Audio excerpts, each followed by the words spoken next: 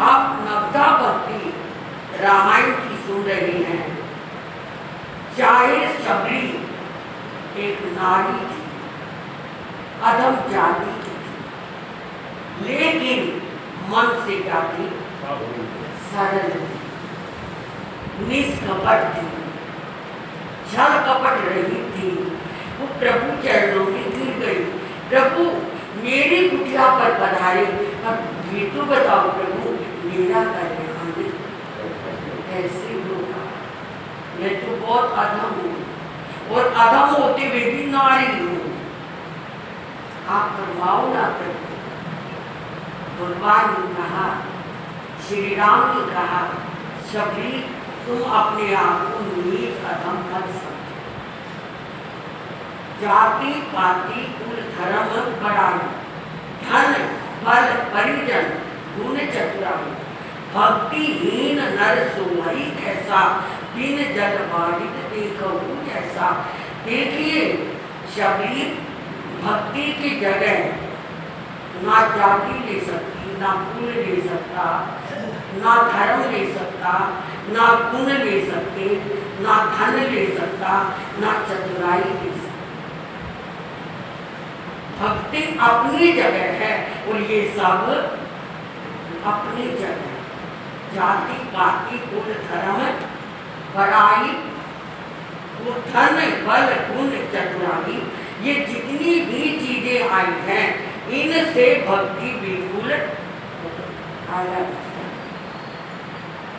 किसी व्यक्ति में ये सब कुछ है, धन भी है, बल भी है, गुण भी है, चतुराई भी है, रूप भी है, जाति भी है। अगर उसमें भक्ति नहीं तो वो ऐसा लगता है जैसे बिना जल का बादल। कौन सा बादल? बिना जल का बादल। बादल की कीमत जल के साथ है, कुएं की कीमत जल के साथ है। एक बात याद आती है, कबीर की पुत्री पानी भरने के लिए जा रही। इसकी संत कबीर की पुत्री, कमाली नाम था उसका, कमाली। उधर से एक मन चला युवक आ रहा था। अब जब वो मन चला युवक आ रहा था तो उसकी निगाह कबीर की पुत्री कमाली के ऊपर चली गई।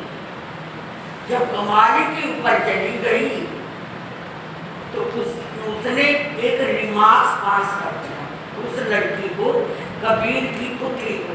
क्या रिमार्क्स पास कर दिया उसने?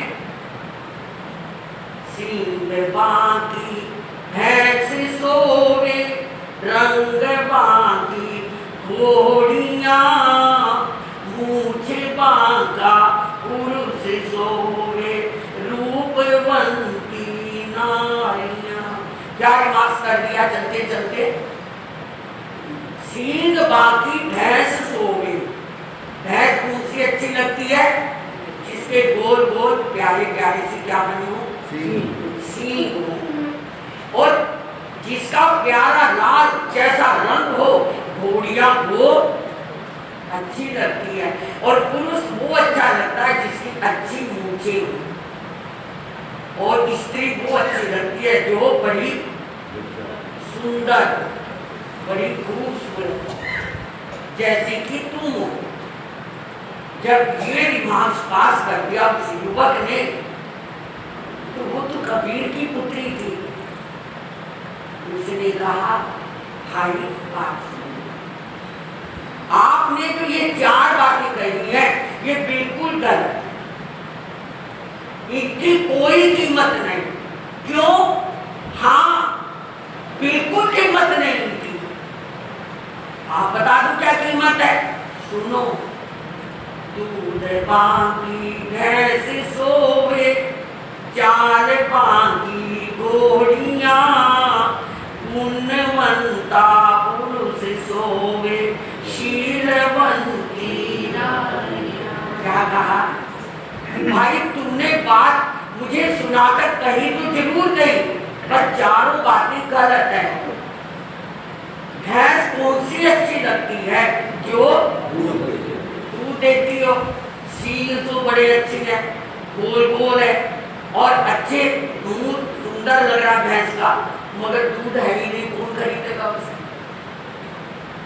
उस खर्च को कौन अपने पल्ले बांधेगा? बोल। चुप कर गया, क्या कह, चुप कर गया। और फिर दूसरी बात सुन ले, बहुत प्यारा रंग है घोड़ी का, देखने में बहुत प्यारी लग रही है, टांग टूटी पड़ी है उसकी, कौन ले लेगा उसे? घोड़ी तो वो अच्छी लगती है जिसकी चाल हो। घोड़े की कीमत ही चाल के साथ है, अगर चाल नहीं तो घोड़ा बेकार है। बात तो ठीक है। अब मान लो मूछ तो डाकुओं के भी होती है, मूछ का क्या कहना? अगर गुण नहीं है किसी पुरुष में और मूछें बड़ी अच्छी बना के रख रखी है और तुमको क्या लपेट लपेट कर और उग्राणी बना रहा है, मगर है चोर, है धोखेबाज, क्या वो पुरुष पुलिस की आंखों से बच जाएगा? क्या वो क्या है किसी कोर्ट या न्यायालय से बच जाएगा? भाई हमेशा पुरुष की कीमत गुणों के साथ है। कौन पूछता लफंगों को? कोई नहीं पूछता। दुनिया में मारे मारे फिरते हैं, आप भी दुखी, घर भी दुखी, माँ बाप भी दुखी, नाम का कुल भी बदनाम उनका, कोई नहीं पूछता ऐसे पुरुष को। वो तेरे जैसे कहीं फिरते हैं ऐसे। किसने कह दिया? कबीर की उतरी गई, कोई नहीं जानता। और चौथी बात भी सुन ले, नारी वही शोभा देती है जिसके पास शील हो। अगर उसके पास सदाचार नहीं तो उसको कोई नहीं पूछता। अरे कहना धन हो पतिव्रता, नार अमर जिनका नाम है। हरि कहना धन है पतिव्रता, नार अमर जिनका नाम है। उनका नाम, उनकी शान, उनकी आन, उनकी बान, जिनके आगे बड़े बड़े बादशाह भी झुक जाते हैं, ऐसी नारी की कीमत है। खाली रूप नारी की कीमत नहीं है। हाथ जोड़ दिए युवक ने, ठीक है बहन, मैं तो ऐसे ही बोल पड़ा, तुमने क्या कह रही थी? श्री राम कहते हैं शबरी जाति गुण बल परिजन चतुराई, ये सबकी कीमत किसके साथ है? गुण के साथ है। अगर गुण है तो ये सब कुछ है, अगर गुण नहीं तो गुण पे हो बलिहार बनो तुम ज्ञानी जी, कहती है ललकार श्री जिनवाणी जी। गुण पे हो बलिहार बनो तुम ज्ञानी जी, कहती है ललकार श्री जिनवाणी जी। जब कोई दूध और जल मिलाकर कोई हंस के आगे डरता, जब जल और दूध मिलाकर कोई हंस के आगे डरता, वो केवल दूध को पीकर झट प्यास है अपनी कर भरता तजता पानी जी। कहती है ललकार श्री जिनवाणी जी।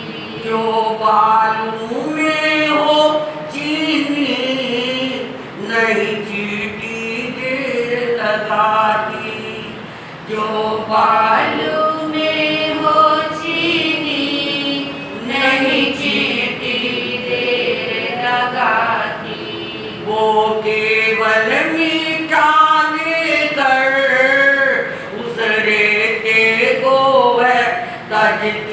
बड़ी सयानी कहती है ललकार उनके हो बलिहार बनो तुम ज्ञानी जी। कहती है ललकार तो हे शबरी, गुणों की पूजा होती है हमेशा, इन चीजों की कोई पूजा नहीं।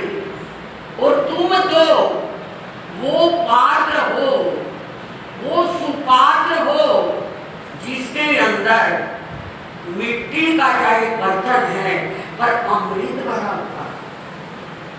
चाहे तुम शबरी हो पर तुम्हारे अंदर भक्ति का अमृत भरा हुआ है। लो शबरी, मैं तुम्हें नवता भक्ति का संदेश देता हूँ। प्रथम भक्ति संतन कर संगा, दूसरी रति मम कथा प्रसंगा। सुनो सबरी, पहली भक्ति है प्रथम भक्ति संतन कर संगा। अच्छे पुरुषों का संग करो हमेशा। जहां जैसा बैठेंगे, जैसी संगत वैसी रंगत। जैसा पिए पानी वैसी बोले वाणी। तो सुनो शबरी, अगर अच्छे पुरुष की, अच्छे महात्मा महान आत्माओं की संगत होगी तो जीवन अच्छा बनेगा। देखो, समय आता है, समय आता है, जो कोयला होता है, धीरे धीरे वो कोयला भी हीरा बनता है। हीरा कौन बनता है? कोयला धीरे धीरे क्या बन जाता है? हीरा बन जाता है। ये क्या है? कोयले का खून है। वो क्या है?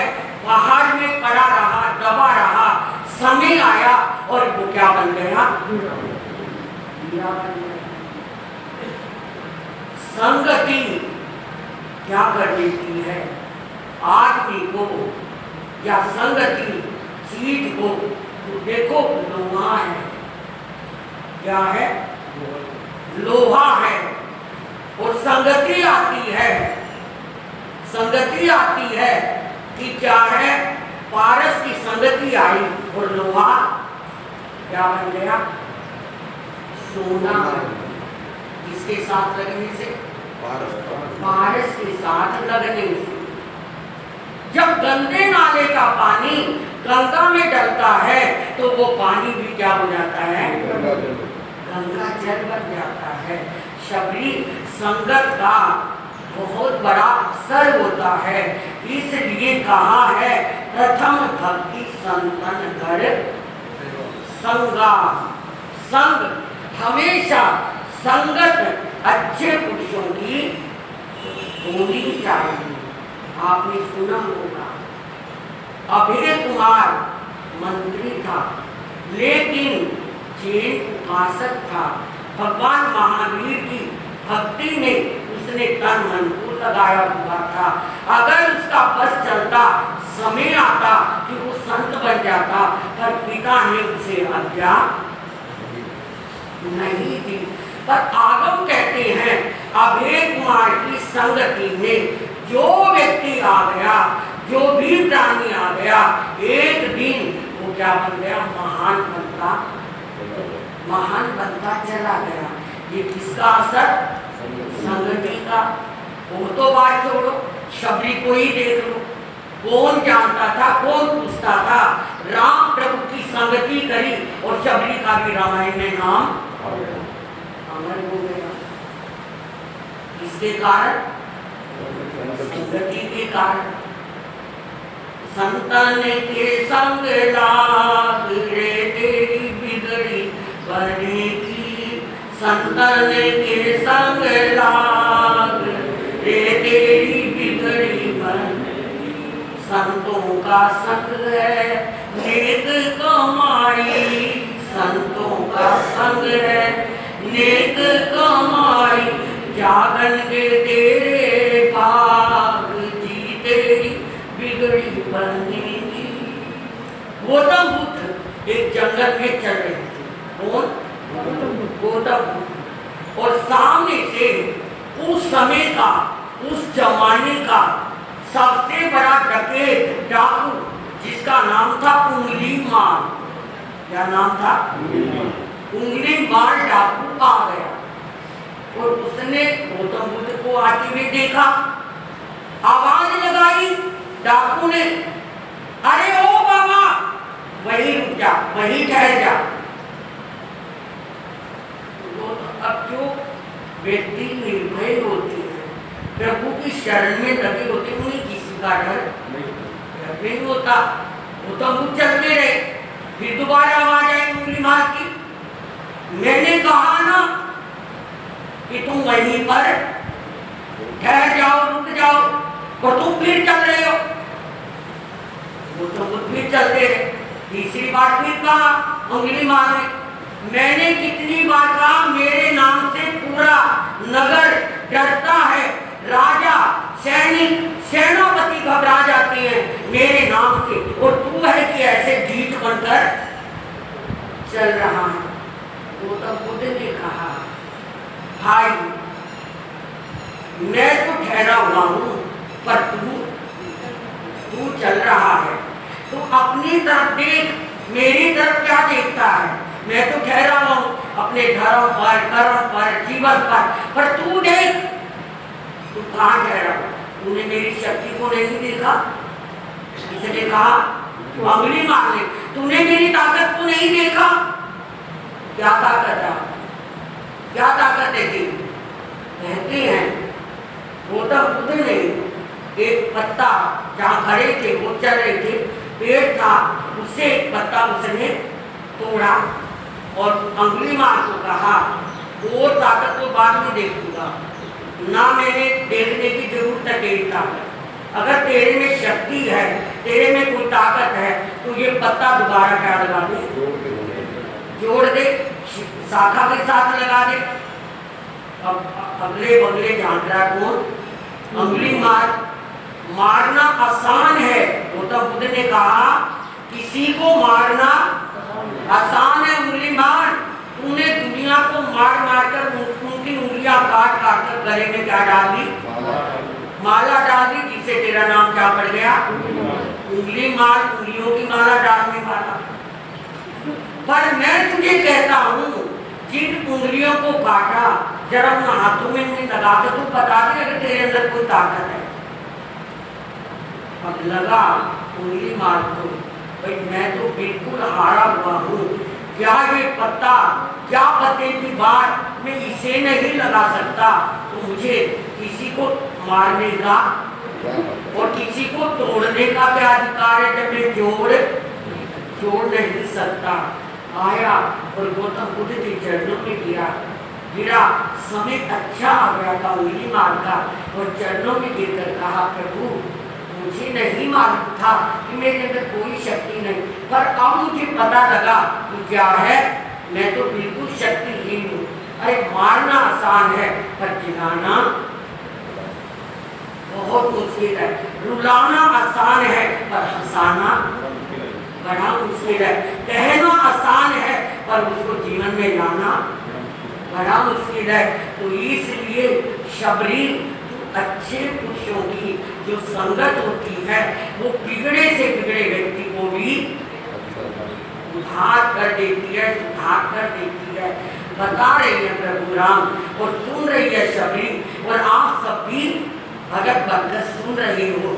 जब भी कभी संगत करो तो किसी अच्छे व्यक्ति की करो, किसी अच्छे मानव की करो, किसी अच्छी साधु की करो, जो आपका भी कल्याण हो, और उनकी शरण में बैठ करके जो पल बीते वो भी अच्छे बीते।